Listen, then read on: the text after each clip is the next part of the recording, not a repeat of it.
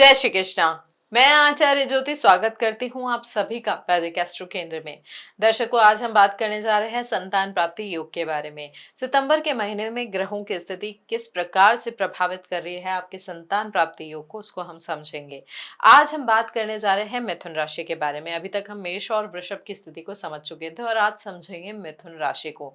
तो दर्शकों, यहाँ पर शुरुआत करने से पहले सभी दर्शकों से निवेदन करना चाहूंगी कि अगर अभी तक आपने हमारे चैनल को सब्सक्राइब नहीं किया है तो बेल बटन दबाकर चैनल को सब्सक्राइब जरूर करें।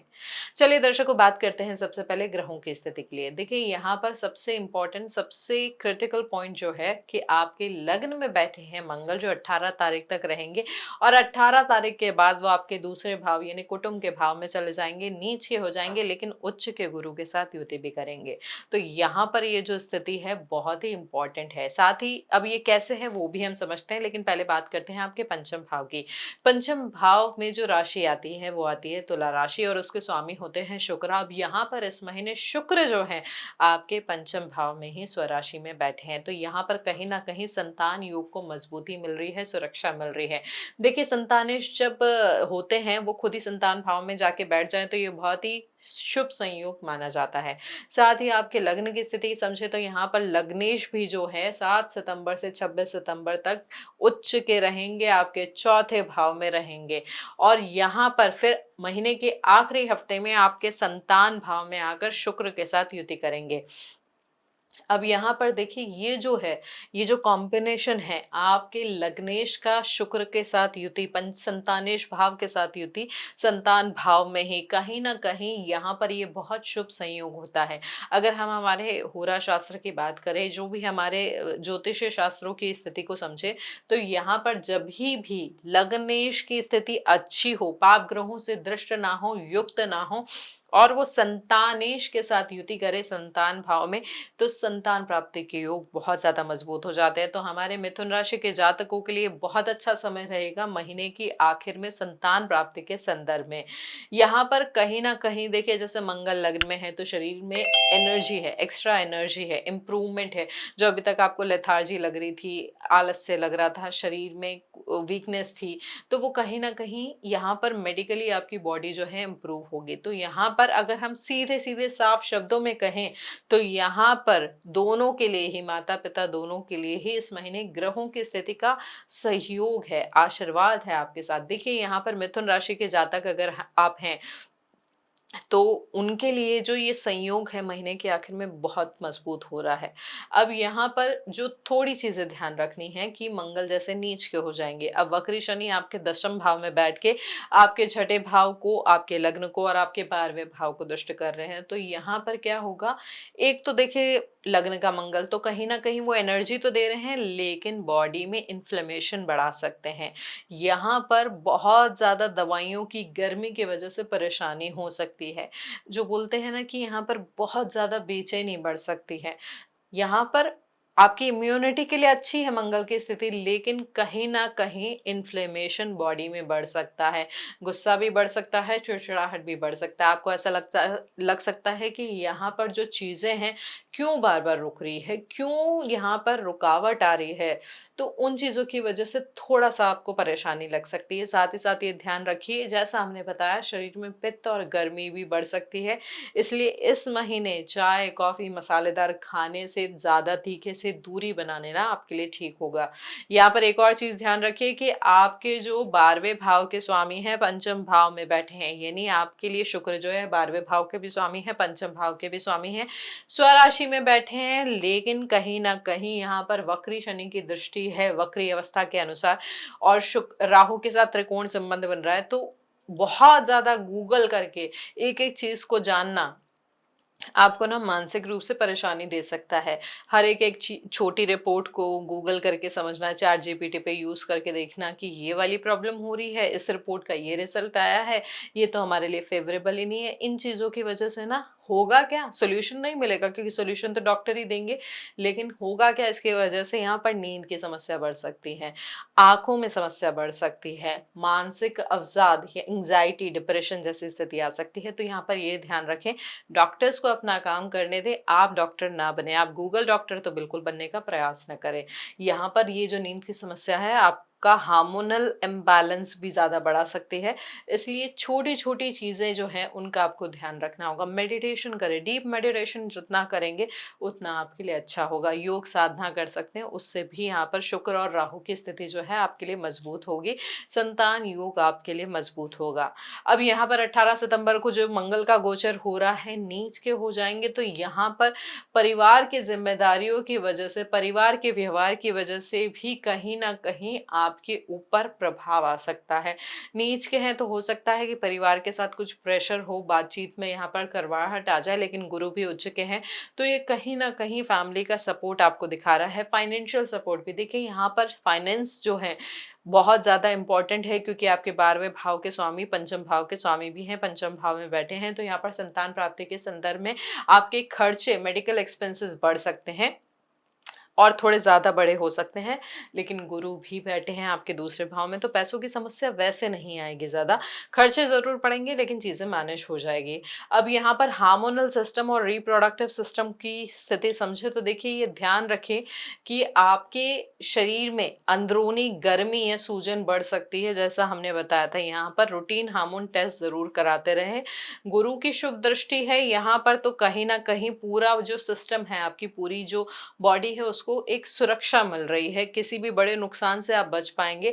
लेकिन ये ध्यान रखिए कि यहाँ पर मेडिकल ट्रीटमेंट से अगर गुज़र रहे हैं, तो मेंटली ये तैयार रहें कि खर्चे बढ़ सकते हैं। यहाँ पर एक और चीज़ को और समझ लेते हैं। देखिए यहाँ पर मंगल की जो हमने स्थिति बताई थी, मंगल बहुत ज़्यादा प्रभावी है, क्योंकि मंगल आपके लिए 11वें भाव के स्वामी हैं, छठे भाव के स्वामी हैं, तो ये एक तरीके से आपके लिए मालेविक ग्रह हैं। तो यानी यहाँ पर क्या स्थिति है, मंगल की स्थिति जब बदलेगी, नीच के हो जाएँगे, तो कोई भी बड़ा फाइनेंशियल डिसीजन नहीं लेना है, किसी के बहकावे में आकर फालतू का खर्चा नहीं करना है। कोई आपको ये एडवाइस देगा कि इस वाले डॉक्टर के पास जाइए, यहाँ पर पैसे इतने लगते हैं, पैसे बहुत ज़्यादा लगते हैं, लेकिन ट्रीटमेंट होता बहुत सही है। देखिए, कोई भी आपको ऐसी एडवाइस दे रहा है, आप जा सकते हैं, लेकिन बिना जाँच-पड़ताल करे जाएँगे तो यहाँ पर खर्चा आपका ज़्यादा हो जाएगा और हो सकता है यहाँ पर जो परिणाम आप सोच रहे थे वो आपको ना मिले। तो केवल सुनी-सुनाई बातों के बजाय खुद जाँच-पड़ताल करके ही उस ट्रीटमेंट में आगे बढ़ें। यहाँ पर एक चीज़ अच्छी है कि देखिए, आपके पारिवारिक मोर्चे पर ना गुरु की कृपा भी है। आपके ससुराल पक्ष से भी आपको सपोर्ट मिलेगा, मायके पक्ष से भी आपको सपोर्ट मिलेगा। एक जो इमोशनल अंडरस्टैंडिंग होती है वो आपको इस समय बहुत अच्छे से मिलेगी। घर के बड़े बुजुर्गों की सही सलाह भी आपको बहुत काम में आएगी। बस यहाँ पर इस समझदारी को बनाए रखें और अपनी वाणी पर जो है वो कंट्रोल रखें। अब बात करते हैं, देखिए यहाँ पर एक जो चीज़ है, ग्रहों की स्थिति के आधार पर ज़िम्मेदारी भी बढ़ रही है, गंभीरता भी आ रही है। अब उन सब चीज़ों की वजह से योग जो है कहीं न कहीं प्रभावित हो रहा है, क्योंकि यहाँ पर अगर आप मन में कोई बात है, यहाँ पर जो आप परेशान हो रहे हैं ना, जो हमने कहा था कि नींद की समस्या हो सकती है, आप यहाँ पर ना परेशान होके खुलकर बात नहीं करेंगे अपने पार्टनर से। यहाँ पर मेडिकल टेस्ट और रिपोर्ट्स की बात भी जो है उनसे जुड़ी हुई भी जो आपसी संबंध है, जो आपसी बातचीत है, उसमें भी कुछ इश्यू आ सकता है।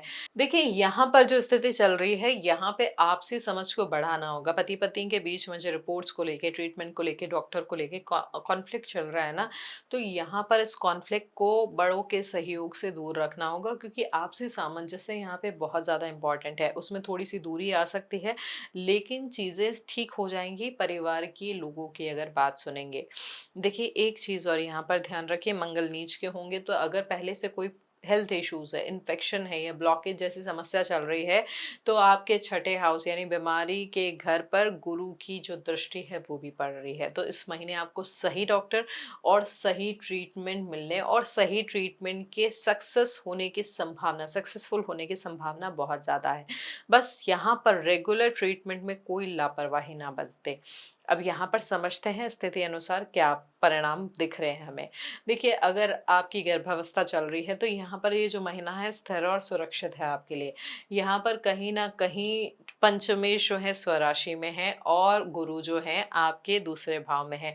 तो गुरु जैसे ग्रह जब दूसरे भाव में होते हैं, उच्च के होते हैं, तो यहाँ पर कुटुंब में विस्तार की स्थिति बनती है। यानी यहाँ पर इस महीने काफ़ी लोगों के लिए शुभ समाचार की जो है प्राप्ति होगी। बस मंगल नीच के हैं, तो ये ध्यान रखिए, गर्भ अवस्था में शारीरिक गर्मी बढ़ सकती है। ज़्यादा देर तक खड़े होकर काम ना करें और यात्राओं को तो पूरी तरीके से अभी परहेज रखें। चलिए अब बात करते हैं उनके लिए जो संतान प्राप्ति के लिए प्रयास कर रहे हैं। गर्भावस्था की स्थिति को जानने के लिए आप जानते हैं कि यहाँ पर कैसे स्थिति बन रही है संतान प्राप्ति योग के बारे में। देखिए यहाँ पर 18 तारीख के बाद का जो समय है वो काफी शुभ है। यहाँ पर मंगल जरूर नीच के हो रहे हैं लेकिन उच्च के गुरु के साथ युति कर रहे हैं, तो यहाँ पर जो महीने का उत्तरार्ध है संतान प्राप्ति योग को मजबूती दे रहा है आपके लिए। यहाँ पर ये जरूर ध्यान रखिए कि शुक्र जो है स्वराशि के हैं लेकिन राहु के साथ भी यहाँ पर त्रिकोण संबंध बना रहे हैं और उच्च के गुरु जो है पंचम दृष्टि दे रहे हैं आपके छठे भाव में। तो यहाँ पर आपका जो रूटीन है, आपकी मैटरनल फैमिली का जो सपोर्ट है वो बहुत आपके लिए क्रिटिकल होगा। साथ ही तीसरे भाव में केतु भी है, सूर्य भी है, बुध भी है, जो यहाँ पर राशि परिवर्तन करके आपके चौथे भाव में चले जाएंगे। तो यहाँ पर जो आपकी अभी तक रिपोर्ट्स में कॉम्प्लिकेशन आ रहा था, प्रॉब्लम आ रही थी, वो भी महीने के उत्तरार्ध में आपको सही होती हुई दिखेगी। यहाँ पर 26 तारीख के बाद क्या होगा, आपके जो लग्नेश है बुध वो भी आपके संतान भाव में आ जाएंगे, संतानेश के साथ युति करेंगे। तो अगर आप कोई भी बड़ा मेडिकल प्रोसीजर यहाँ पर शेड्यूल करना चाह रहे थे इस महीने, तो महीने का आखिरी हफ्ता आपके लिए बहुत शुभ संयोग लेकर आ रहा है। बस आपको यही ध्यान रखना है कि जैसे हमने कहा राहु आपके भाग्य भाव में बैठे हैं, तो वो कहीं ना कहीं इंसान को कई बार भ्रमित कर देता है। इसलिए किसी भी अनजान, सस्ते या अनवेरिफाइड डॉक्टर के बहकावे में ना आए, केवल प्रमाणित और भरोसेमंद हॉस्पिटल्स पर ही भरोसा करें। तो दर्शकों यहाँ पर अगर हम ओवरऑल समझे ना स्थितियों को समझने के लिए, तो यहाँ पर गर्भवती महिलाओं के लिए समय सजगता के साथ स्थिर स्थिति दिखा रहा है। यहाँ पर जो संतान प्राप्ति चाह रहे हैं उनके लिए 18 सितंबर के बाद का जो समय है मजबूती दिखा रहा है। और आईवीएफ जैसे प्रोसीजर्स के लिए महीने का आखिरी हफ्ता जो है वो बेस्ट है। यहाँ पर देखिए, इस अगर हम ओवरऑल स्थिति समझे, तो जिन दर्शकों की यहाँ पर मिथुन राशि के जो जातक हैं उनकी अगर शुक्र की महादशा चल रही है, शनि की महादशा चल रही है, या फिर यहाँ पर गुरु की महादशा चल रही है और दूसरी संतान के लिए वो प्रयास कर रहे हैं, तो उनके लिए दूसरे संतान के योग में बहुत ज्यादा मजबूती दिख रही है।